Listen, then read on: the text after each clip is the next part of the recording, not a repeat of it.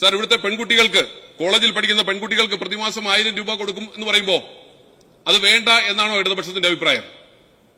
Sir, ഇവിടെ ക്ഷേമ പെൻഷനുകൾ വർദ്ധിപ്പിക്കുമ്പോൾ അത് വേണ്ട എന്നാണോ ഇടതുപക്ഷത്തിന്റെ അഭിപ്രായം? സാർ, ഇവിടെ ഉമ്മൻചാണ്ടി ആരോഗ്യ ഇൻഷുറൻസ് പദ്ധതിയുടെ ഭാഗമായി 25 ലക്ഷം രൂപ നീക്കിവെക്കുമ്പോൾ അത് വേണ്ട എന്നാണ് ഇടതുപക്ഷത്തിന്റെ അഭിപ്രായമെങ്കിൽ പറയട്ടെ. സാർ, വയോജനങ്ങൾക്ക് പ്രത്യേകമായ ഒരു വകുപ്പ് അത് രൂപീകരിക്കുമ്പോൾ അത് തെറ്റാണെങ്കിൽ അതും പറയട്ടെ ഇടതുപക്ഷം. അപ്പോ ഞങ്ങളെ സംബന്ധിച്ച് പിന്നെ പറയുന്നതാ, ഇവിടെ ഒത്തിരി ഡീലുണ്ട് എന്നാണ് പറയുന്നത്. സാർ, നമുക്ക് കണക്കുകൾ വെച്ച് സംസാരിക്കാം.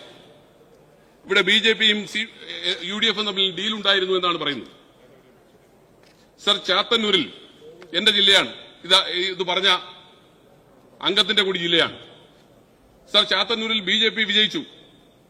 അവിടെ BJPക്ക് ഏകദേശം 8% വോട്ട് കൂടിയിട്ടുണ്ട്. സാർ, അവിടെ UDF-ന് വോട്ട് കൂടി. സാർ, UDF-നും ഏകദേശം 1.25% വോട്ട് കൂടിയിട്ടുണ്ട്. അവിടെ വോട്ട് കുറഞ്ഞത് 8%-ലധികം വോട്ട് കുറഞ്ഞിട്ടുള്ളത് LDF-നാണ്. എങ്ങനെയാണ് സാർ അത് ഡീലാകുന്നത്? സാർ, കഴക്കൂട്ടത്തേക്ക് വരാം. കഴക്കൂട്ടത്ത് BJPക്ക് 6.5% വോട്ട് കൂടിയിട്ടുണ്ട്.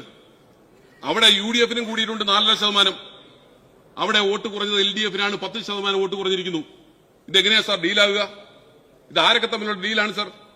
സാർ, ഇനി കൊട്ടാരക്കരയിലേക്ക് തന്നെ വരാം. കൊട്ടാരക്കരയിൽ UDF-ന് 3.5% വോട്ട് കൂടിയിട്ടുണ്ട്.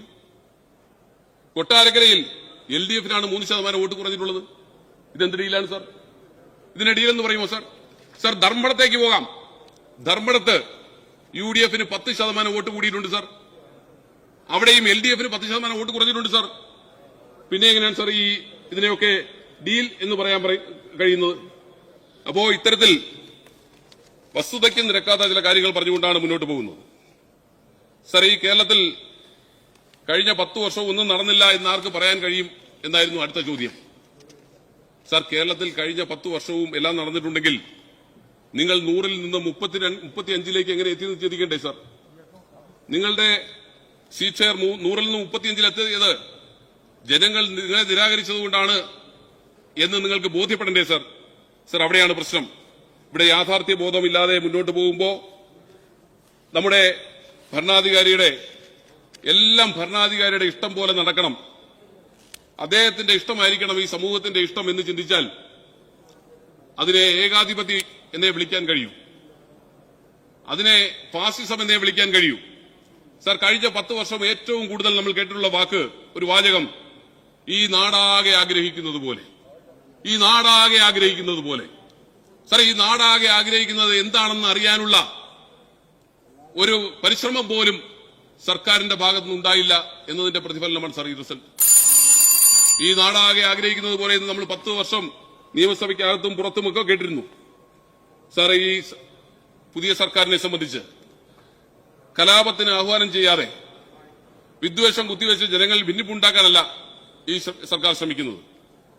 രാജപാതയിലൂടെ ഉടയ തമ്പുരാൻ പറന്നു പോകുമ്പോ വഴികരിയിൽ കാണുന്ന ഒരുവൻ മറുവാക്ക് പറഞ്ഞപ്പോ അവന്റെ തല നോക്കി അടിച്ചു വീഴ്ത്തുന്ന യമകിങ്കരന്മാരെ വളർത്തുന്നതല്ല സാർ ഈ സർക്കാർ. ഈ സർക്കാരിനെ സംബന്ധിച്ച് സമസ്ത മേഖലയിലെയും ജനങ്ങളെ ചേർത്ത് നിർത്തിക്കൊണ്ട് അവരുടെ ക്ഷേമ ഐശ്വര്യങ്ങൾ പുനഃസ്ഥാപിച്ചു നൽകുന്നതിന് വേണ്ടിയാണ് സാർ ഈ സർക്കാർ രൂപീകൃതമായിട്ടുള്ളത്. അതിനുവേണ്ടിയാണ് സാർ ഈ രാജ്യത്തെ ജനങ്ങൾ UDF സർക്കാരിന് വേണ്ടി വോട്ട് ചെയ്തിട്ടുള്ളത്. അതുകൊണ്ട് വസ്തുത മനസ്സിലാക്കിക്കൊണ്ട് ഇവിടെ സുധാകരനെ പോലെ മുതിർന്ന കമ്മ്യൂണിസ്റ്റുകൾ ഇവിടെ പറഞ്ഞ വാചകങ്ങൾ അതൊരു വെള്ളിടി പോലെ CPM നേതാക്കന്മാരുടെ നെഞ്ചിൽ തറയ്ക്കും എന്നാണ് എന്റെ വിശ്വാസം. അപ്പോ യാഥാർത്ഥ്യബോധത്തോടുകൂടി മുന്നോട്ട് പോകില്ലെങ്കിൽ നിങ്ങൾക്ക് ഉണ്ടായിരിക്കുന്ന അവസ്ഥ ഇതിലും ഭീകരമായിരിക്കും ഇനിയും അങ്ങോട്ട് ഉണ്ടാകാൻ പോകുന്നത് എന്ന കാര്യത്തിൽ തർക്കവും വേണ്ട.